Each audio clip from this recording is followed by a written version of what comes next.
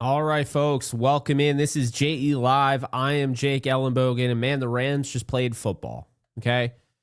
They played football. We have been waiting. I know I'm not the only one who has been just dying to watch Rams football, but here we are. Not only did the Rams play football, they also just dominated another team. Defense gave up 10 points, and the Rams scored 34. Red zone offense looking as good as it did a week ago or 2 weeks ago now, because they were off last week. Really just, this is kind of what I was expecting. This is the team that I was expecting, and now we're starting to see them come alive. This team scored in every single quarter. They scored 13 in the second. They scored, a touchdown in all four quarters. This was dominance, and you can say what you will. Oh, Jake, it was just the Saints. Well, in the NFL, no one cares if it was just the Saints or not. As a matter of fact, it was just the Saints. The Cardinals lost by one possession to them, or beat them by one possession.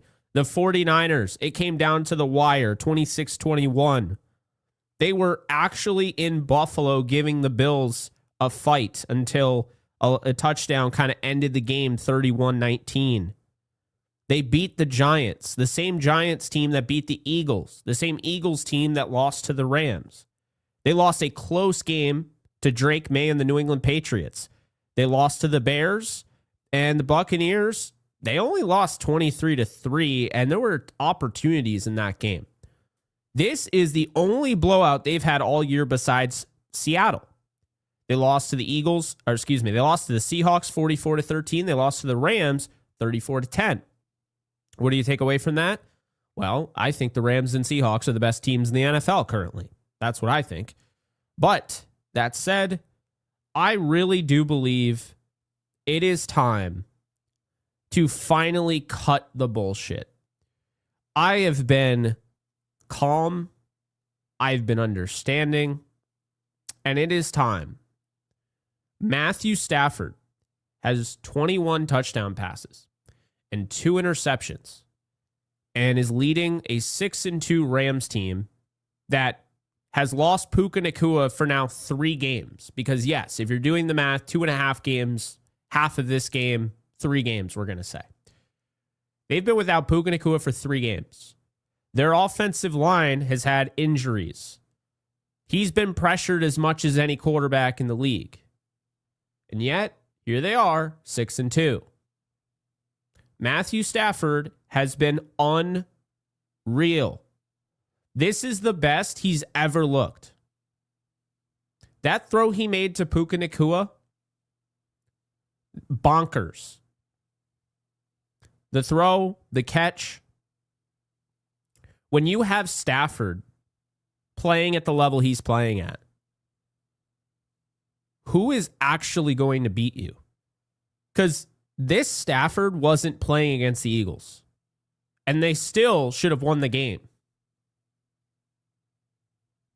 He's transcended into something I don't think we've seen. And I mean no disrespect to Matthew Stafford, but I don't think he's ever looked better. He's incredible, dude. He should have had 5 touchdowns in this game. He had one that was called back on a face mask. But he should have 5 touchdowns in this game. He should have had back-to-back 5 touchdown games. He's thrown 9 touchdowns in the last 2 games. I mean, when are people finally... I always see, well, Drake May, and I like Drake May. I root for Drake May. Drake May is not better than Matthew Stafford. It's not even remotely close. It's not this year. He's never been better than Matthew Stafford. I don't know if he ever will be. Maybe, but I don't know. What I do know is that Matthew Stafford has now thrown 9 touchdown passes in 2 games. What I do know is Matthew Stafford's biggest issue this year has been red zone passing. And now he and Devonte Adams look like they're on the same page. The Rams look like they're about to blow up the league. That's what they look like. Obviously, they have to go do it. And they have a date with the 49ers, and I will be there in Santa Clara watching it. They have to do it. Time is of the essence. That's what we're looking at right now. So, I mean, if you're looking for an MVP candidate, Patrick Mahomes right now is going to lose this game to the Buffalo Bills. They're down 28-21 with 3 seconds to go at the Buffalo 40. So unless he converts on a Hail Mary, they're not winning that game. Josh Allen hasn't exactly been amazing this year. Patrick Mahomes was horrendous in this game, by the way. Absolutely horrendous. Jonathan Taylor is the other MVP candidate people keep bringing up. And Jonathan Taylor had 14 carries for 45 yards. A guy who, at one point, people just assumed to pencil in for 2 touchdowns a game, just got absolutely stifled against the Steelers. So he was the other candidate, right? So who else? Who else? Jared Goff? He played well today. They lost to the Vikings. He lost to J.J. McCarthy. I've seen all these names, and yet I see them ahead of Stafford. Justin Herbert threw one of the worst interceptions I've ever seen. Are we just going to continue to pretend Justin Herbert's better? Come on. It's ridiculous at this point. What about Jordan Love? I saw him in an MVP power ranking ahead of Matthew Stafford this week. He lost at home to the Panthers, and he threw a pick. Awful pick, by the way. So who else? Who else? Do you see my point? Like Drake May turned the ball over 3 times or twice. And then Daniel Jones, I'm very high on Daniel Jones. I think he's had a great year. He had a rough day. He threw 3 picks and he fumbled the ball. Matthew Stafford's the MVP of the league. I wasn't just saying it because I'm biased. People can use that as an argument, and fine. Doesn't help my cause. I have a Rams helmet in the background when I'm trying to sound like I'm making a point. But here's the problem. It doesn't matter that I'm biased if I'm right. And I'm not just right now. I was right last week, and I was right 2 weeks ago, and I was right 3 weeks ago. Matthew Stafford is the MVP of the NFL. He is. There's not a team that needs a player more than Matthew Stafford than the Rams. The Rams got to the promised land, and they still did not win because they did not have Matthew Stafford. If the Rams had Matthew Stafford in 2018, 2019 against the Patriots, they win that Super Bowl. I don't even have a worry in my mind. That's why they went out and got him, newsflash. So we're going to talk about the rest of the game. But come on now. Matthew Stafford is 100% the best quarterback in the National Football League currently. And he is the most valuable player in the NFL. And he's showing it week in and week out. So we move on to the rest. We're going to go right through the order. Kairen Williams. Man, I thought Blake Corum had some good moments. He was a little bit better in pass protection. I will say, I don't love the way Blake Corum runs. I just don't like that style. I don't like dancing in the backfield, me personally. I think Kairen Williams has become incredibly underrated as a running back in this league. And I think I understand why, because people hate his fumbles. But when he doesn't fumble, it's crickets. When he does these things, when he's bouncing off defenders and he's finishing forward and he's making plays after contact, things that people, actually held against him, no one says a word. Kairen Williams is incredibly underrated. He had a 100-yard game today. He's taken a back seat to the passing attack and is still contributing. He's absolutely huge in pass protection. And I always see every week, and I'm going to say it because I like the guy and I think he's incredibly talented. But every week it's the same thing. We got to talk about how great Jahmyr Gibbs is and why the Rams need a running back like that who's way better than Kairen. Well, Gibbs might be way more explosive than Kairen. I will give you that. I love watching Jahmyr Gibbs play. But Jahmyr Gibbs is not way better than Kairen. And the reason why is because of pass protection. And if you want to know why the Vikings won that game by 3 at Ford Field in a game that I didn't think they had a chance in, because Jahmyr Gibbs went 9 for 25, which is 2.8 yards per carry. Jahmyr Gibbs caught 3 passes for 3 yards. But more importantly, Jahmyr Gibbs was god-awful in pass protection. Jared Goff was sacked 5 times and lost 44 yards on those sacks. Kairen Williams is just a way better pass protector. And we can act like pass protection isn't everything. And it isn't. But we can't act like Kairen Williams just comes in to pass protect and he has no ability. Because he does. Kairen Williams is incredibly underrated. And it's time for people to stop. Just stop the madness. For the love of God. I understand having a preconceived bias. He's fumbled. He's pissed you off. He's gotten you in the moment. I get it. But when he has these games, you just can't you can't just sit there and not give him credit. He was great today. He makes plays after contact. Then people say, well, he doesn't have any explosive plays. Then he runs for an explosive play and it's, it was blocked well. No. Kairen Williams is really good, folks. Really good. The Rams are just absolutely loaded on offense. Absolutely loaded. And Kevin, I see what you're saying about Gibbs, and here's what I would say. Gibbs would not he would not have 2,000 yards on this team.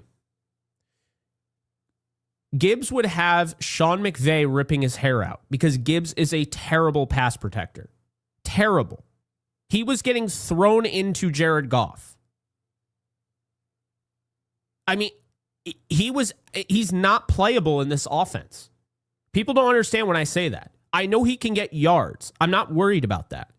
But if you're wondering why Jarquez Hunter hasn't taken a snap, this is why. Jarquez Hunter has all the explosiveness in the world, can break tackles.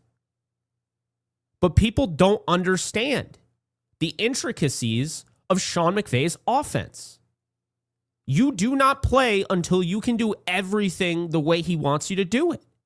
And that is how they make plays. That's how they get this offense to be working the way it does. Davis Allen, if he couldn't block, wouldn't be on the field. Do you know why all of a sudden we're starting to see Terrence Ferguson? Because Ferguson's picked up the offense. You have to be able to block. There are plenty of running backs in the league that are so talented that you might not even know about. And they don't get on the field because they can't block. Pass protection isn't just an addition. It's not just a nice thing to do. It's not like the cherry on top. It is incredibly critical. See, here's the deal. Oronde Gadsden has changed my opinion on how to scout tight ends. Because Oronde Gadsden can't block. Or he's gotten better, but he's nowhere near a good level as a blocker. So you know what they do? They use Oronde Gadsden as just a move tight end. They use him as just a flex out tight end. They don't want him to just be an inline guy. That's good. But guess what? At running back, you can't do that. At running back, that's your last line of defense for your quarterback. So I understand Kairen has been frustrating in key moments. But it's games like this, and I don't care who they're playing against. And by the way, the Saints have a pretty disgusting defensive front. They have very talented players up front. I mean, don't tell me otherwise. They got guys for days. They have talent. This isn't just a terrible team. Carl Granderson's a baller. Chase Young, you saw, is a baller. Jonah Williams, who was on the Rams, baller. Right? Demario Davis, doing it a long time. He's a baller. Brian Bresee is great. Cam Jordan is a very, very good wily veteran. They have guys up front to stop the run. So Kairen Williams, he deserves credit. Corum deserves credit too. I just don't me personally, I don't like his style. I don't like his running style. I don't like dancing in the backfield. And for the love of God, I'll tell you right now, Steven Jackson did it. I didn't like when Steven Jackson did it either. I love Steven Jackson, but I don't love the dancing in the backfield. What I do love is 13 personnel, which Mr. Hardcore just put in there. And I'll get to super chats, I'm going to give you time. I just want to go through my comments. I appreciate everybody. Thank you for being here. And congratulations to my LA Dodger fans out there. Congratulations. I got to give a props. Yamamoto is one of my favorite pitchers in baseball. He is so fun to watch. What he did last night was absolutely incredible. So congrats to you. What was I going to say? Puka Nakua, 7 catches, 95 yards and a touchdown. Sensational performance. He leaves the game after taking an end around that got a first down. He lands on his shoulder, his chest. Reminds me I don't know if you guys remember the last time the Rams beat the Eagles, but this isn't meant to be a dig, but it's 2020. Cam Akers went down with an injury. He was tackled near the goal line. The football was kind of pointing it up, and it stabbed him in the chest. So it might be similar to that. I don't know for sure, but I'll tell you right now, I think he's going to be okay.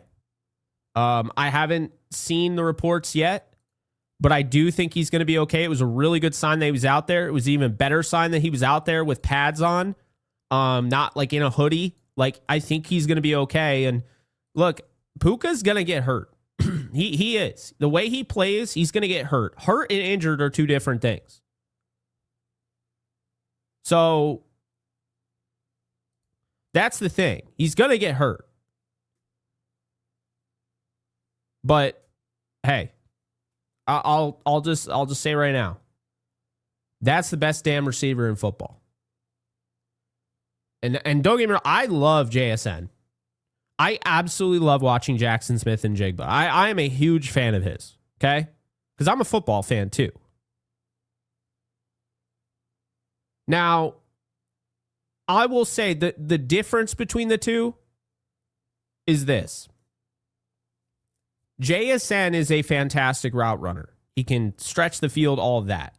What you saw today from Nakua, he can't do any of that. He's not going to break tackles the way Nakua does. He is not going to finish through contact the way Nakua does. It's just not happening. And he's not going to block on the level of Nakua. He's a good blocker. He's not like Nakua. Puka Nakua has taken... Remember when everybody was calling Debo a wide back? No. Puka Nakua is a wide receiver tight end. He's different. He is a completely different breed of receiver. He is not a running back. He is a tight end. He blocks so well. I don't know if you guys caught on to it, but even McVay is starting to use him on a level that I don't think I've ever seen before. And it's so smart. Did you guys catch when Puka Nakua was blocking on a pass? When I say blocking, I'm talking about in the run game. He was blocking. He was in pass protection. And it totally fooled the Saints, because who in their right mind is going to think, oh, yeah, the Rams have Puka Nakua out there. He's definitely not going to get the ball, and they're going to run it. No, they're actually going to throw it. So Nakua is definitely not going to be out there catching passes. That's not a thing, but it's smart. Because if you use Puka Nakua to block in pass protection, well, now teams are going to be really confused. When you use him like that, it opens up the door for others. So, yeah, Nakua is the best receiver in the league. And then miss me with all the hate he was getting. Oh, well, he has everything drawn up for him. Everything about the offense is drawn up for Nakua. Have you guys watched? It's one-on-one. It's press coverage. It's outside reps. Yeah, he'll motion him. He gets motioned. They highlighted it today on the broadcast. He's just winning against press coverage. A thing that people don't want to admit. The people that don't want to admit that a Rams receiver is the best in the league, yet again, like Cooper Kupp was, and he's not doing what Cooper Kupp did. Kupp, you could have the argument, okay, there were guys that were scheming him open. They're not scheming Puka open every play. Watch. You can tell people aren't watching Rams on tape when they say, yeah, he's just schemed open. Puka Nacua is not schemed open. Puka Nacua will take a 5-yard curl route and all in one motion, break 5 tackles, get the first down and more. That's not schemed open. He's creating opportunities after contact. What's his after contact? Not his yak. We always talk about yards after the catch, right? We always talk about yards after the catch with wide receivers. What's his yards after contact? He's got running back stats that I want to know about. That's what we're talking about when it's Nacua. His yards after contact have to be absolutely out of this world compared to other receivers. It's insane. And then Devonte Adams, 5 catches, 60 yards, 2 touchdowns. Devonte Adams has caught 5 touchdowns in 2 games. I mean, come on now. You have to feel good about this Rams team right now if you're a Rams fan. If you're not, I understand it. But how could you not feel good about where the Rams are at? They're in such a good place. McVay even said, McVay said that Puka Nacua could have come back into the game, but the Rams erred on the side of caution. Yeah, because they absolutely dominated the game. They didn't need him. I love that. Devonte Adams, by the way, on the same page with Stafford. It was a struggle early on. It's not a struggle anymore, folks. This is the best receiver duo in the league. I mean, come on. They're on the same page. It's fun, man. It's fun. Terrence Ferguson was your 3rd leading receiver. 2 catches, 54 yards. And T-Ferg is an absolute threat. He's going to stretch that field. There's not much you can really do about it. T-Ferg is good, man. He had a 36-yard grab. He's a fun player. 36 and 18. He's got 4 catches on the year, and all of them are explosives. That's something else. So, say what you will, but Terrence Ferguson looks like the real deal. No, they're not. Nope. Puka Nacua and Devonte Adams are better. Respectfully. I think Higgins is great. Higgins had a great day today. I will take the guys that, that's the thing. I think Puka Nacua is the best receiver in the league. Jamar Chase can't block like Nacua. Neither can T. Higgins. And T. Higgins has games where he just disappears. So, yeah, just give me those 2 all day. Now, long term, yeah, Higgins and Chase, because we don't even know if Adams will be back next year. But yeah, there's no question that's the best duo in the league. Davis Allen, 3 catches, 37 yards. I love the usage of the bootleg today. It wasn't just window dressing, like, oh, hey, let's get it to Davis Allen. Let's clear out some space. And then Davis Allen can take it and get 16 out of it. I love the catch and run. He's a good player. You guys know that. I was really excited when they drafted him. Tyler Higbee, 3 catches, 13 yards, a touchdown. He seems to always score against the Saints, but I thought he had a good game today. The stats might not indicate it, but I thought Higbee looked good. Xavier Smith, I thought, looked good in a limited role. If they could have connected, that would have been huge. But Xavier Smith has been, he looked good. Colby Parkinson had his moments. Really like what I saw from the Rams offense. I thought the offensive line had some moments of, a little, not panic, but would like to see them look a little bit better. Alec Jackson got beat pretty bad. But I thought Havenstein did a nice job in his return. I will say I did not agree with playing him over McClendon. If it's not broke, don't fix it. But it's one of those things, man, where you feel good about Rob Havenstein if you're the Rams and you go into the bye and you're watching the tape and then you're seeing, okay, maybe he wasn't 100%, and then he gets hurt, like really hurt, can't play, gets the opportunity to kind of hang back, get healthy, and then you have that bye week, and then you go through and you watch his process and you're like, okay, well, he looks good and he looks like the Rob we know. Well, then I can understand why you made that decision. So obviously got beat pretty bad on one of them, but I thought the offensive line was still pretty solid. I just, that's what I'll say. But yeah, offense looked great. Red zone offense looks superb. This is a fun team to watch, man. It just is. 30 passing touchdowns. The Rams, this is one of the most dominant time of possessions I've ever seen. Did you guys know this? The Rams held the ball for 43 minutes and 53 seconds. Like, absolutely dominant against to 1607 for the Saints. Just incredible. Have you guys ever seen a time of possession won like that? I'm going to have to do some research and see if that's the most. The Rams had the ball for almost 44 minutes of a 60-minute game. That's absurd. Like, they had 438 yards. They ran 77 plays. They were 2 for 2 on fourth down. They were 50% from third. They made it on third down 7 out of 14 times. They had 13 rushing first downs. They had 14 passing first downs. They had 3 first downs from penalties. They had 5.7 yards per play. Just really good stuff. They had 171 yards on the ground. Yeah, 4 out of 5 in the red zone. Really, really good stuff from the Rams. Yeah, only 3 penalties. And it really wasn't like a penalty-heavy game either. So the Rams defense was just, they were something else for sure. Got to give them a lot of credit there. So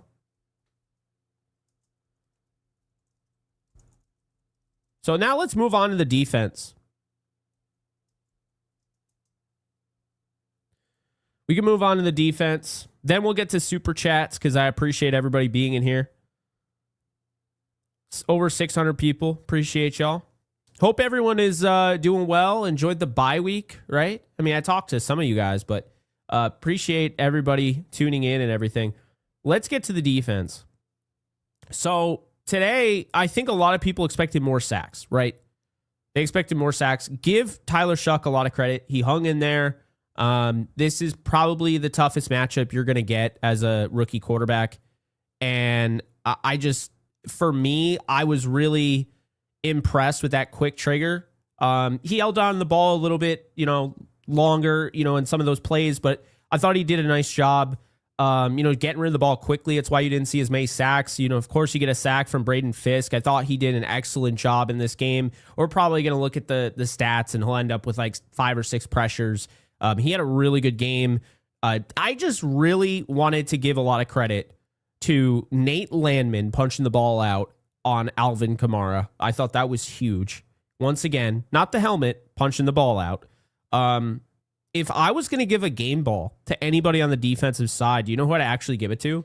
I'd give it to Emmanuel Forbes Jr., the former first-round pick who everyone gave up on. And even a lot of people were saying he's done with the Rams. They went out and got Roger McCreary. He's not going to play. Emmanuel Forbes had 3 pass breakups in this game. He had a tackle on Taysom Hill. I mean, we're always talking about how Emmanuel Forbes is slender, right? Doesn't have a lot. He's not built super big. Man, that dude can hit. I didn't know it, but he can. Absolutely fantastic tackle. Shout out to Emmanuel Forbes. Like, he's wearing number 1. He was number 1 on the defense today. I thought he did a great job. And then, of course, comes down with the interception. I'm just really happy for him because you're drafted in the first round and you're expected to be something right away. And you're drafted by a bad Washington Commanders team. And the Commanders give up on you in your second season. And a new team picks you up. And it's a good spot to be in because now this team believes in you. They're a very good team, but you're not getting playing time. So you get an opportunity playing with the backups, and, they're sitting a lot of the starters in week 18 last year, and you don't have the best game. And then for Forbes, you don't have the best start to the season. Like, you have a good game playing with Ahkello Witherspoon in week 1 against the Texans, and then week 2 against the Titans. Yeah, okay. But week 3, you get a little exposed by A.J. Brown, and you have your moments of struggles. You're not great against the 40. Okay. Well, Emmanuel Forbes has played well as of late, and today was the best game of his NFL career. And that is a really good sign. I don't care that was against the Saints. I don't care that was against a rookie. This guy is waking up. The game is coming slower to him. He's gaining confidence, and you know it because it's the quick trigger, the mental trigger, to break up 3 passes, to intercept one of them, and to have a couple of those big tackles. That shows you. See, that's the thing. We see it all the time, and we do see it all the time. Anybody in this league is capable of hitting hard. Anyone on the defense can hit hard. What I get fascinated with is when they hit hard, but they can make a form tackle. What I mean by form tackle, I'm talking about wrapping up, going for the hug, and bringing a guy down to the ground. When you're able to go sideline to sideline, or you're able to play up, play click and close, and make the play, to me, that says it. And Emmanuel Forbes, today, you could just see it. He's not quite where you want him to be. Like, I'm not saying he's going to be your number 1 corner of the future, but he's getting better. And today he took a big leap forward in his development, and I think he's going to build on it. So, hell of a game for Emmanuel Forbes. He would get my game ball on the defensive side. Quiet day for Josiah Stewart. I actually thought he would get some opportunities in this one. He did not, but I definitely thought he would. I thought the defense just did a really nice job of playing like a bend, don't break. I thought they did a nice job of that. Cam Kinchins had some nice tackles, and of course he had a fumble recovery. But guys, the defense was on the field for about 16, 17 minutes of this game. The Rams offense dominated the football. Time of possession battle. They dominated. It's hard when it's a crazy day when there are 2 guys on the Saints, right, who had 13 tackles. 2. That's a lot of tackles, y'all. 89. The Rams had 41 tackles. Like, Cameron Kinchins had 5 solo tackles, tied for the team lead. Tied for the team lead. 5 tackles. Why? Because the Saints barely had the football. The Alvin Kamara punch-out was crazy. Absolutely crazy. There was a sack also, Byron Young. I have mixed feelings about it. I understand some people are going to defend the call. I personally think this needs to get out of the game. I understand the helmet to helmet. I get that. I think the game's too quick. And you can see Tyler Shuck is kind of moving his head, and I don't like it. I don't like taking away a sack. It's already bad enough you're taking away the sack. But then you're taking away the sack, which is a huge loss for the Saints, and then they're getting 15 yards because you didn't tackle properly. I don't like it. I think the game's way too fast, and I thought Byron Young got screwed out of a sack that could cost him the chance of having the most sacks on the year. So I did not like that at all. I just don't know if that's not where I want the game to be. Quentin Lake had a nice pass breakup. Tyler Davis swatted one at the line of scrimmage. Love to see that. But I know you guys want to talk about the elephant in the room. In a 34-10 game, I'm not trying to make this a negative show, but we got to talk about Josh Carty. Josh Carty missed a field goal, and Josh Carty missed an extra point. Now, this is what I'm going to say, okay? Still not cutting Josh Carty tomorrow, no matter what anyone says. And the reason being is because, first off, this special teams unit overall is not bad. The kick coverage team's not bad. The punt coverage team is not bad. It's the kicking unit itself. When you're kicking a field goal, that's the only unit that I think is genuinely bad. And my buddy Blaine brought up a really good point. And I want to just kind of bring this up to you guys because he tweeted this out. Chase Blackburn has had Tanner Brown, Brett Maher, Lucas Haversick, and Joshua Carty. But hey, we can argue how taking a kicker in the third round is actually great value. Take the best kicker in the draft again and do this whole process over. He also tweeted out, Chase Brown has to be gone tomorrow. This has to be an in-season trade. The field goal unit is an absolute disaster. It was bad in 2023, inconsistent last year, and bad again this season. Fire Blackburn and promote Ben Kutwitka as the special teams coordinator. Here's the deal. I would do this before I cut Josh Carty, because I'm not cutting Josh Carty if I'm in charge of the Rams. I would fire Chase Blackburn. Now, the sad thing is the Rams they're 6-2. They just won 34-10.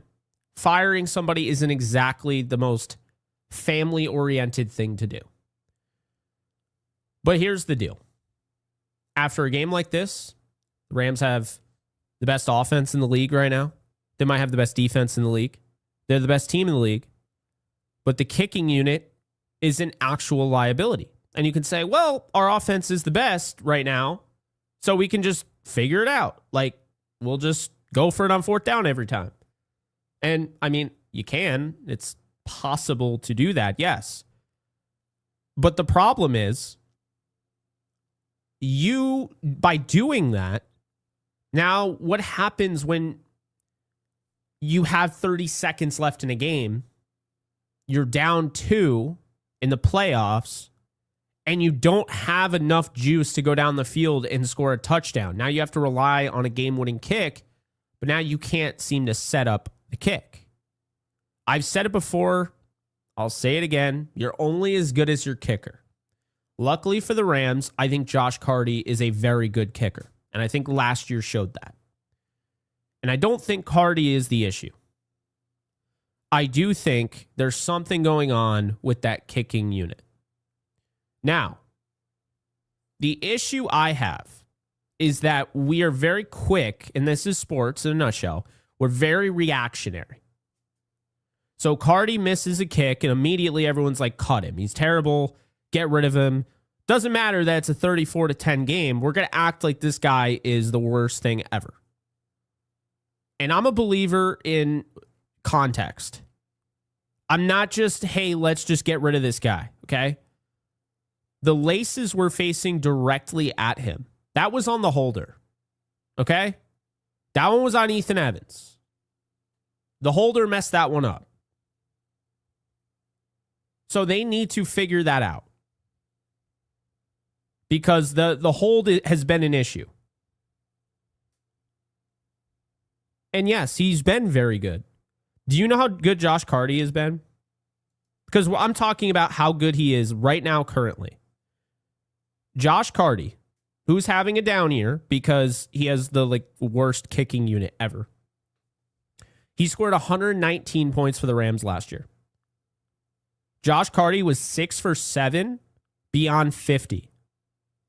Josh Carty hit 85% of his kicks and made 26 in a row before getting blocked against the Eagles. Yes, he's absolutely a good kicker. He deserves credit. But he also deserves blame when he misses his kicks. But what we're not going to do is not have context, because context is 100% needed. We're not going to call for a guy's job without having some prior context. And the context is this. The guys up front aren't doing the best job. The holder's messing up, and the guys up front aren't doing their job. So it's not a combined Carty sucks. Carty might not be kicking as well as he should, but also it's a team sport. And the guys around him are kind of letting him down as well. So it is funny to me how I've never once seen a kicker get blamed for getting kicks blocked, ever, until Josh Carty did. And now all of a sudden it's Carty is the reason. So maybe he takes too long to kick. I've seen that theory. I saw the theory of, the knuckleball and, ruined his kicking style. He looked like he was kicking the ball well today. Like the ball was coming out well. It was a lot better, I thought. Like the ball that he kicked was a lot better than Piñeiro's for the 49ers. But it went through, so no one cares. I mean, Josh Carty has a 90.5 extra point percentage, which is 34th in the league. And he's tied for 33rd in field goal percentage with 71.4. I totally understand, just like the whole Kairen thing, I understand why you're frustrated with him. But different than Kairen, because Kairen is actually contributing and like really producing. Josh Carty still has others around him. It's no different than when you talk about a running back who's like, he's averaging 3.5 yards a carry. Like, remember how bad Todd Gurley's season was in 2016? Well, why isn't he doing what he did in 2015? He was a 1,200-yard rusher. Where did that come? What happened? I'll tell you what happened. In 2016, the offensive line was horrendous. It was awful. And on top of that, the offensive coordinator was running a high school offense. Literally Todd Gurley put it himself. So guess what? When you're a running back, you're only as good as your protection. When you're a kicker, you're only as good as your protection and the holder. If your holder can't put the ball down correctly, it doesn't matter how good of a leg you have. If it's set up incorrectly, it doesn't matter. So I understand why you're upset, and I get it. But there's always need for context. And that's why people say, you're a fanboy or you're a homer. No. I just like thinking, step by step. I don't like just having knee-jerk reactions. Guys, this is a career for me. So the fact that I've been doing this since I was 21, like I put a lot of work into this. I put a lot of effort into this. I would never BS you guys. I would never just say stuff to get clicks. It's why, my videos, my live streams when I first started were so long. Now I've just learned how to condense them because I think I've gotten better at that. But the point being is I'm not going to waste your time. There is a process. And this right here is exactly the process. Peter puts it beautifully. It's a 4-part process: the snap, the blocking, the hold, the kick. If any of them fail, the kick is in jeopardy. And that is exactly what position the Rams are in. But guys, I just wanted to address it because I know people want to talk about it. But here's the deal. The Rams just won 34-10. Okay? I understand this could come up. This could be an issue. If they're probably going to be in a close game against the 49ers. I get it. If it comes up against the 49ers, I will talk about it. I will be upset. I get it. But the last thing I want to do is start being negative about a team that's 6-2. They're 3-1 at home. A team that never blows out teams, and all of a sudden they've now scored 35 and 34 points back to back. If you're doing the math, that is 69 points in 2 games. They've given up 17. Their defense has given up, think about this year, they've given up 9 points, 19. They gave up, I know it ended up being 33-26, but the Eagles, they returned that. So what was that score? It was what? It was 27, right? Yeah. So it was 27-26, and then they blocked a field goal to win the game, and then they took it back to make it 33-26. So the defense gave up 27 against Philly. And technically, Stafford threw an interception that put them right in position to score a touchdown. So, to start the game. But anyway, Colts, they gave up 20. They gave up 26 to the 49ers. They gave up 3 to the Ravens. They gave up 7 to the Jaguars. They gave up 10 to the Saints. And now they face the 49ers, the Seahawks, the Buccaneers, the Panthers. All 4 of those teams are above 500. All 4 in a row.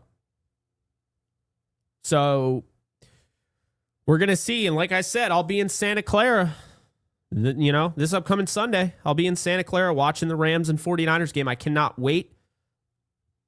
But yeah, I think, nothing has changed. The Rams are now won 3 straight. The 2 games they lost down to the wire on the final play. Literally the final play of the game. One in overtime. So, yeah, this team just keeps getting better and better. And if we want to look at it real quick, the standings, not that it really matters a ton, but the standings here, you have the Rams at 6-2 tied for first place. They lose the tiebreaker to Philly due to head-to-head. And they lose the tiebreaker to Tampa due to best win percentage in conference games. Tampa is 4-2 in conference games. The Rams have only played 3 conference games. Well, guess what? Next week is a conference game. The week after that is a conference game. The week after that is a conference game. And the week after that is a conference game. The reason why the Rams are 1-2 in the conference is because they've only played 3 conference games, because they played their entire AFC schedule already. Every single team. And guess what? The Rams went 5-0 against the AFC. They beat the Ravens. They beat the Jaguars. They beat the Colts. They beat the Texans. And they beat the Titans. They went 5-0. They took care of business. The Rams' strength of schedule right now is 471. So if you look at the strength of schedules across the league, Eagles have a 522. That's the strongest, I believe, in the NFC. Nope, that's wrong. Minnesota has the strong. Nope, that's wrong. The Falcons have the strong. Nope, that's even wrong. The Saints have the strongest at 616. Then the Falcons at 574. Then the Giants at 565. Then it looks like the Vikings at 530. But as far as the playoff teams, if the season ended today, the NFC, it would be the Eagles at 6-2 would have the 1 seed. Tampa Bay Buccaneers at 6-2 would have the 2 seed. The Rams at 6-2 would have the 3 seed. The Dallas Cowboys, I don't know why I said the Dallas Cowboys. Actually, I do, because that was the top 4 the year the Rams won the Super Bowl. Oh, no, it wasn't. The Packers were, I don't even know. Anyway, Green Bay Packers, who tied the Dallas Cowboys 5-2-1, would have the 4 seed. The Seattle Seahawks would have the 5 seed. The San Francisco 49ers would have the 6 seed at 6-3. And the Detroit Lions would have the 7 seed at 5-3. They win the tiebreaker based on head-to-head win percentage against the Bears. The Rams would play the 49ers in LA. The Packers would play Seattle in Green Bay. And the Lions would play the Buccaneers in Tampa. That is what would be the playoffs. And in the AFC, in case you're wondering, it's 7-2 Colts, the 7-2 New England Patriots. The Patriots are 7-2. What a wild year. This looks it looks just like it used to. The Chiefs wouldn't even make the playoffs if the season ended today. And people were just crowning the Chiefs. Isn't it funny how that works? There's been one consistent about this season. I think the Rams, all year long, have been the best team. Even at their worst, they've been the best team. So, say what you will. It's a fun year. Wild year. Yeah, the Patriots have the easiest strength of schedule. They literally have a 355. At the same time, I think the Patriots are a legit football team. I mean, the strength of schedule is weak.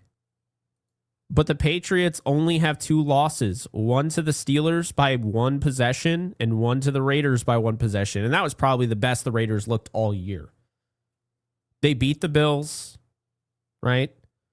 They really haven't played anybody aside from that. I mean, the Falcons, I guess, was a good win. We'll see against the Buccaneers. They're going to Tampa. But hey, you play who's on your schedule. So say what you will, but man, I really do think the Rams are clearly the best team in the league. That 471 strength of schedule, it's a little bit of a break. But at the same time, it's not like they have one in the threes. The Bears are playing a 371 strength of schedule. I mean, that's horrendous. It's easy. It's the easiest one in the entire NFC. So, and it is crazy, by the way. Carolina has 5 wins. They're 5-4. How about that? Anyway, that is all on that. We got the 49ers game. We're going to have plenty of content throughout the week on. I'll get you guys ready before I head on out to Santa Clara. But let's get into some super chats. So SoCal, appreciate you. Member for 30 months. Really appreciate you hanging out. Cardi has to go. He's going to cost a playoff win. You got guys drilling 60-yard, and he can't get chip shots or 35 PATs. I understand your frustration. I mean, I already kind of explained this, so I don't want to get too much into it. I understand your frustration, SoCal. I do appreciate the 5. What I would say is that Josh Cardi has no issue kicking power-wise, right? I'm not worried about 60-yard field goals.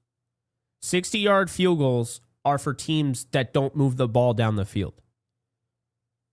The Rams always move the ball down the field.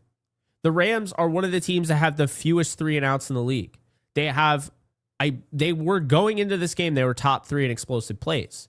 This offense has been underrated. The reason why people didn't buy into the Rams offense is because the red zone offense. But now the red zone offense is scoring. So typically speaking, like the Jaguars, for instance, won today, and they actually had Cam Little set the record. Cam Little was great today. But Cam Little had to attempt a 68-yarder because Trevor Lawrence can't drive down the field. That's why they attempted a 68-yarder. Like, the Rams don't need that. That's the difference. So, I mean, say what you will, but you don't need a kicker to have to attempt that when you go down the field and you have the success that you have. I mean, think about this, right? Because people look at the Rams. It's so funny now, by the way. Even the Rams' least impressive wins have become more impressive over the course of time. So at one point in that Texans game, the Rams were down 3-0 in the second quarter, 7:02, and CJ Stroud just got a QB sneak on a 4th and 1. They had a 68.1% chance of winning that game at that point, right? The Rams only scored 14. Okay, so the Rams only scored 14. But what you might not realize is that they won 14-9. This team would go on to be probably will end up being the best scoring defense in the league. I mean, the Texans are crazy. They've got an incredible defense. And yet the Rams found a way to win. The Rams had a fumble in the red zone. Colby Parkinson fumbled in the red zone. They were about to go up 21-9. And they fumbled in the red zone. That's why it ended up being 14-9. So,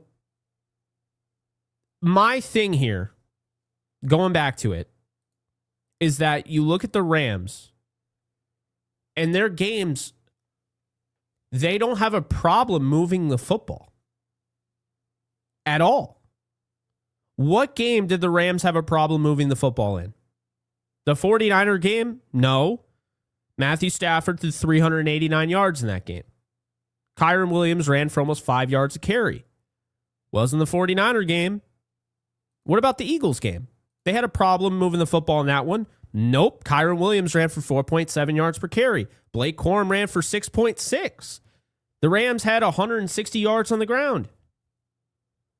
It wasn't the Eagles game, but what was the issue with the Eagles game?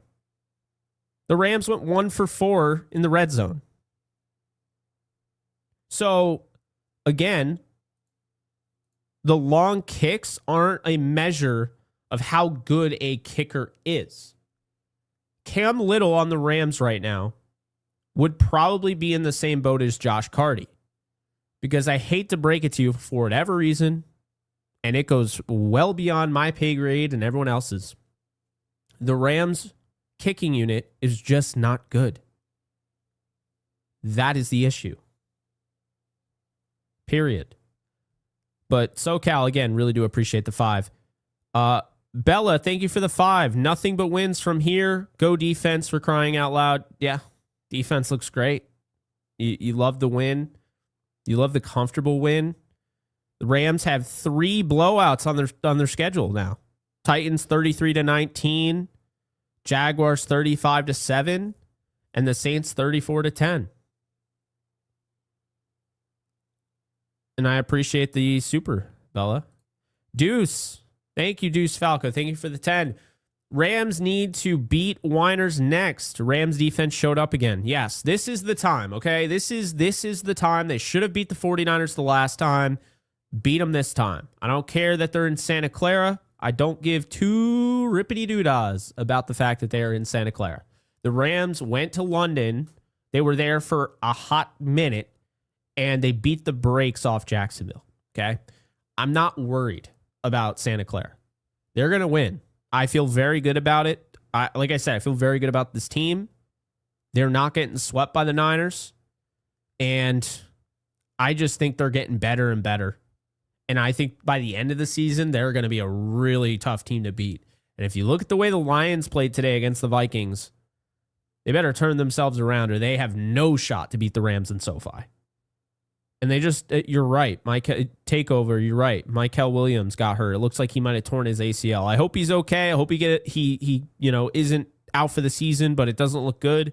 But also don't be surprised that the 49ers go out and they make a splash for Trey Hendrickson. I really wouldn't be shocked. Not at all. So I'll say that. Zaylor Swift, thank you for the 5. Again, love the name. Great win. Hope Puka is okay. Nice seeing Adams play catching touchdowns. I agree. Adams play catching touchdowns. All tight ends looked great. Cardi needs to be better. We can't keep doing this. I agree. Cardi does have to be better, but I don't think he should be cut. So agree with this take. Really do appreciate you. Tight ends look good. Yeah. No, I absolutely agree. And then Matthew, thank you for the 49 months of being a member on this channel. I really do appreciate it. OG supporter of mine. Overall, pleased with our team. Got to stop stopping ourselves on drives. Also, don't know what is with kicking team, but it needs to be fixed. Could be our downfall against good teams. Yeah, I agree. And so hopefully it does get fixed. I do think it, probably won't happen after a win, but I do think at some point or another there has to be some accountability that has held, against a guy that has struggled, I think, in Chase Blackburn. I don't like firing, and I definitely don't like firing faculty and staff during a season in which you're 6-2 in and things are going well. But let's just be honest here. This isn't acceptable. So before you even think about cutting Josh Carty, you'd have to look over at Chase Blackburn and see, is this guy good enough for what we're trying to do? And if he's not, and the results kind of speak for themselves, then, it is what it is. I'll tell you this, Josh Carty has 1 year of success. Blackburn's never been a great special teams coordinator, to be fair. So, to be fair. D-Tex, thank you for the 5. Not sure if it's Carty or the kicking unit, but this will definitely cost us the Super Bowl if left unchanged. Kind of goes along with what I was saying about Blackburn, but thank you, D-Tex. I appreciate you. Jesse Johnson, thank you for the 5. Good win today, Jake. Do you think we need to bring in another kicker for competition? I really like Carty, but he worries me a little. I get it. I don't think that you should bring in another kicker. And here's the reason why. Putting another kicker on the 53 is a total waste of space. Another kicker, and also keep this in mind, they're barely even using the kicker. I know it feels like they're using Josh Carty a lot, but they're really not. Let's look at this, right? Josh Carty going into today. Let's just take a gander, shall we? So Josh Carty, when kicking, the field goal attempts, Josh Carty has he's tied for 16th in field goal attempts. Going into today, he had kicked the ball as much as Spencer Schrader, who has missed multiple games. Spencer Schrader in 5 games kicked 14 times. Josh Carty going into today had kicked 14 field goals. 14. So say what you will, but I'm not too worried. I understand, but I would not bring in another kicker. I don't think another kicker out there is going to be better than Josh Carty either, and I believe in him, so I'm going to stick by him. Going back to this one, Mr. Hardcore, appreciate you. Jake, loving the 13 personnel, as am I. Wasn't sure how much we were going to see it because, Nakua was back, but this is the smarts of Sean McVay.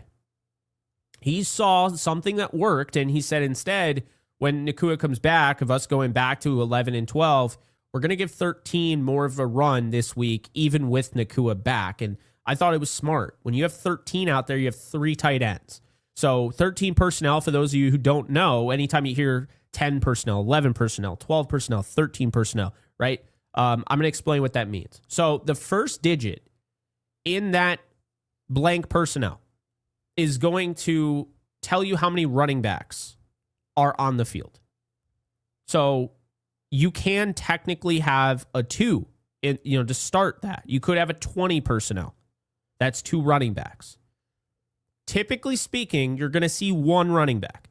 So it's going to be a 1, a 10 personnel, 11 personnel, a 12 personnel, a 13. So what's the other number? Well, the other number is if it's a 10 personnel, then it's probably 5 wide, but not always, doesn't have to be. Excuse me. 5 wide sometimes, or 4 wide. You have 1 running back on the field. 10 personnel means 0 tight ends. 11 personnel is 1 tight end and 1 running back. 12 personnel is 1 running back and 2 tight ends. And 13 personnel is 1 running back and 3 tight ends. I like to explain this because not everybody is irregular here. I'm not ignorant to the fact that there will be new viewers. So, definitely swallowed something. We'll try and push through. I'm not ignorant to the fact there are new viewers. So I always try to be somewhat educational in my approach. And 13 personnel is 3 tight ends and 1 running back. The 3 tight ends can be a mixture. And it doesn't mean it has to be 3 tight ends. This could get a little confusing, so bear with me. You can play Puka Nakua as a tight end. You can. You're allowed to. This isn't Madden. You don't have to change his position in the game for him to play tight end. You could just put him at the position where a tight end would be. There you go. So, the Rams can do that. They use Terrence Ferguson. They use Tyler Higbee. They use Colby Parkinson. They use Davis Allen. They all get opportunities in the 13 personnel.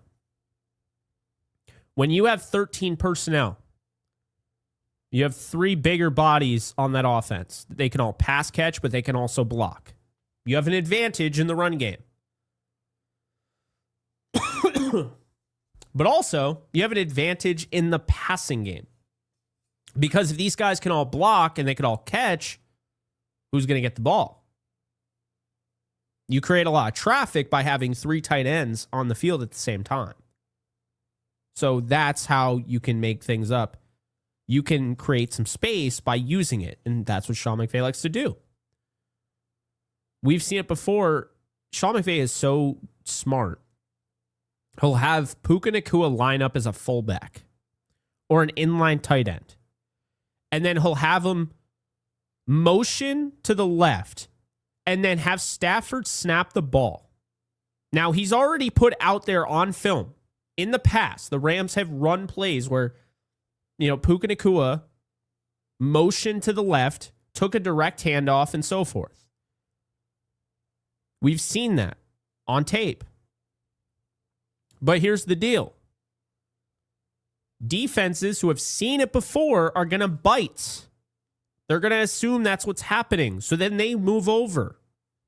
And when they move over and they crash thinking, okay, this is going to be a handoff, well, now I can just have Puka Nakua run through, the trenches in between the offensive line and defensive linemen and go out and catch a pass.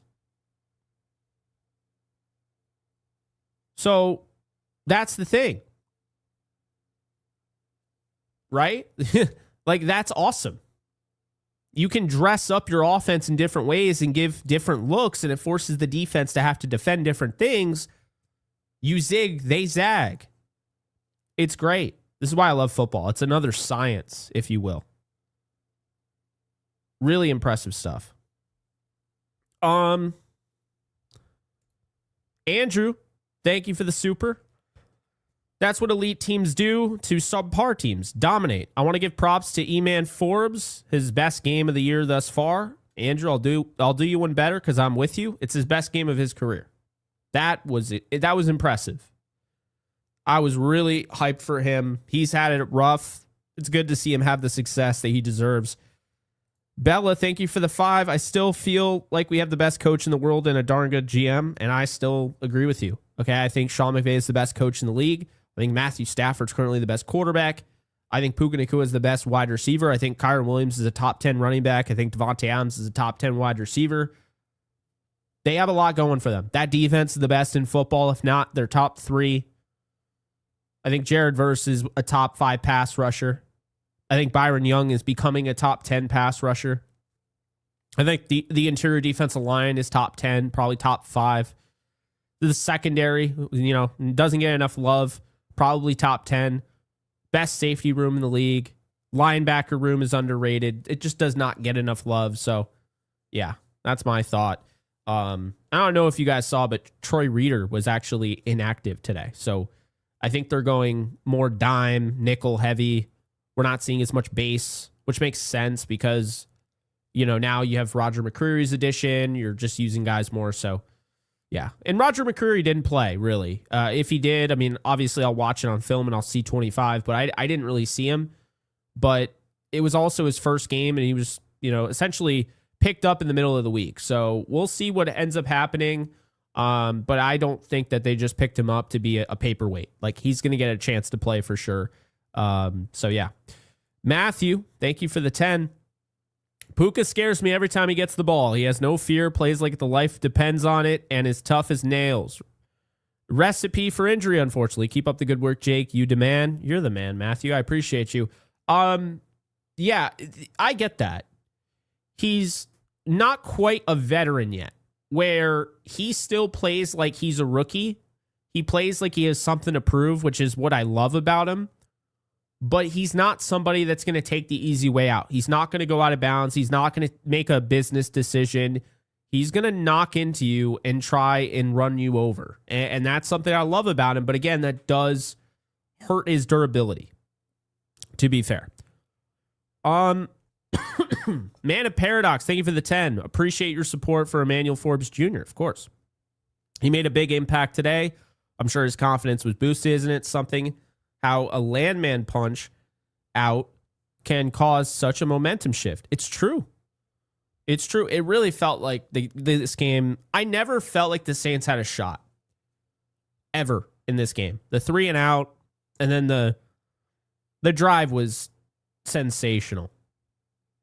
A sensational touchdown drive. So, yeah. I just never thought they had a chance, and the Landman one, yeah, it's just all downhill from there for that team.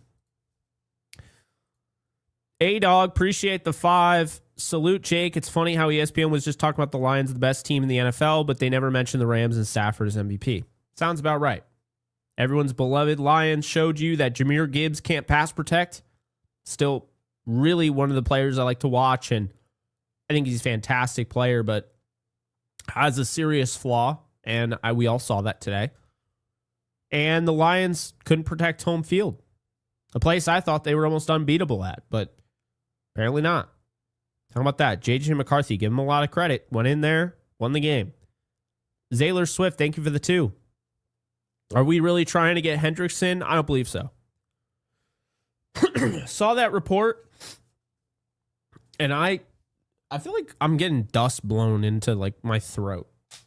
Yeah. I have this fan under my desk, and apparently I shot it up, so that's why I just throat's getting dry. Anyway. So No, I don't believe the Rams are getting Henderson. I believe the Rams were, I know that they were interested. They made calls about Cam Taylor-Britt. Can confirm just from who I talked to. And I don't know if they're still doing that. That's the thing. Like, I saw Diana Rossini report it, but she mentioned a bunch of names. I don't know if they're still calling about Cam Taylor-Britt. I'm here to tell you guys, the Rams don't need a single soul to win the Super Bowl. They don't need to add anybody. They don't need to. I may want them to, but I don't think they need anybody. After watching today, I don't feel like they need anyone. But you look at the way Puka Nacua plays, how violent he is, how susceptible to injury he can be. You got Tutu Atwell, who's been dealing with a hamstring. He's going to miss 4 games. Hopefully it doesn't affect him after that. And you start to wonder, adding another receiver might not be a bad move. Adding another tight end might not be a bad move to use as a receiver. For what it's worth. Do I think there are needs? No. I don't think the Rams need to add another player to win the Super Bowl. I think they just need some health. If their players stay somewhat healthy, the Rams will win the Super Bowl. No doubt in my mind.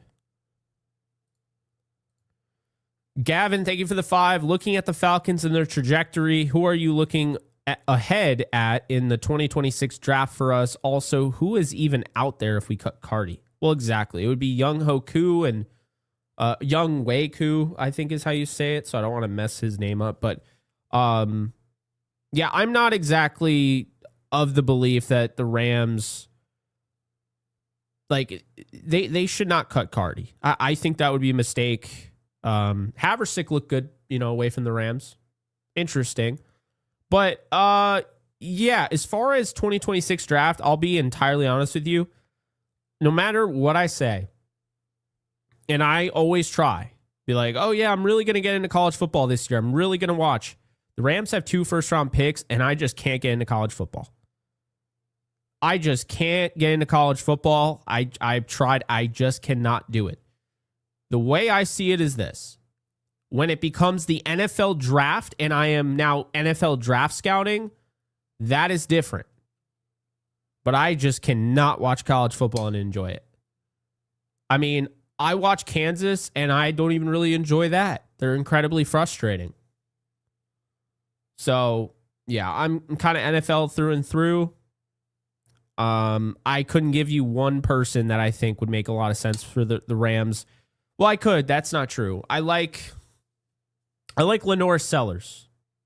That's who I like. I like Lenore Sellers. Yeah, that's all I can really think of right now. Yeah. Like I say, ask me in February, March, April, probably March or April, because February I'll be focused on the Super Bowl, I would assume. But yeah, March or April, I have more of an idea for you, and I'll be working my tail off to get to know the draft. So don't worry, I'm not going to cut corners here. I like watching tape. I like watching players. I like scouting. I don't really like watching college football. I might watch a game every now and then, but yeah. Yep, what watching KU football does to a man. You're absolutely right. It's just, yeah. College football to me, it's just kind of there. I might throw a game on, but I don't love it. I feel like it was better with the BCS. No idea why, but I feel like I was more into it back in the day. I remembered everybody that was playing. I don't know. All right, last but not least, we got Zaylor Swift with the 5. Would you pay Puka the max? What the hell is the max? Like 60, 70 million? I don't know. He gets hurt a lot. Todd Gurley like when he comes to injuries, not to mention the defense, man, needs to be paid. Yeah, it's going to be brutal. The only thing that is stopping the Rams is the salary cap. That's the only thing that's going to break up this defense and stop this defense, because all of these guys are going to have to get paid. That's why I don't love the salary cap. I don't love penalizing teams for building through the draft. I don't love penalizing teams for just being better than everyone else at the draft process. But unfortunately, That's what the Rams are going to go through. They're going to have to do it. But that said, I really appreciate you guys tuning in. Had an absolute blast talking with you. Rams win 34-10. Plenty of content throughout the week. Enjoy Sunday Night Football. We got NFC West rival Seattle Seahawks taking on the Washington Commanders in Washington. Seattle in Washington, but it's not. Yeah, anyway. So yeah, I'll probably tune in on that. Looking forward to watching that. But yeah, you guys have a great night. I'll talk to you guys soon. Be sure to like, subscribe, comment, and be sure to check out today's sponsor, Sleeper, before we head on out of here. Just want to remind you guys, you can get it on the action over at Sleeper. Shout out to them for sponsoring today's video and pretty much most of my videos on the channel. You can get a 100% match up to $100 using my code JKB. And you can also get your $20 free entry over on Sleeper. No deposit needed. So be sure to check the link in the description below before you head on out of here. I absolutely love Sleeper. I do tons and tons of work on Sleeper because I have a Dynasty League on Sleeper. But they have all sorts of sports. They have all sorts of opportunities there. So be sure to check it out. Again, JKB is the code. Link is in the description. Once again, shout out to you Dodger fans. Truthfully, I'm a Yankee fan, but much love. You're my people. I'm happy you're happy. And hopefully we get a chance to celebrate another championship in LA in the way of the Rams. So anyway, everyone enjoy your night. I'll talk to you guys soon. And you guys take care. Later, folks.